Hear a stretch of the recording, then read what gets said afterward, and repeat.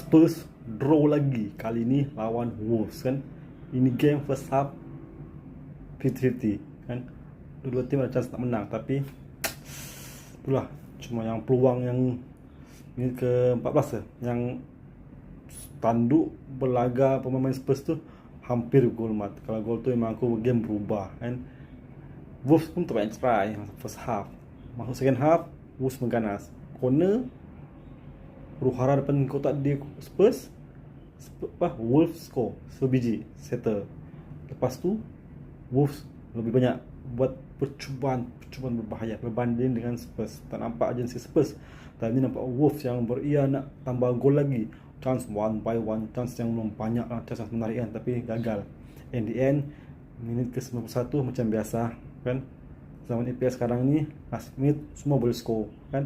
Palina score gol cantik kan.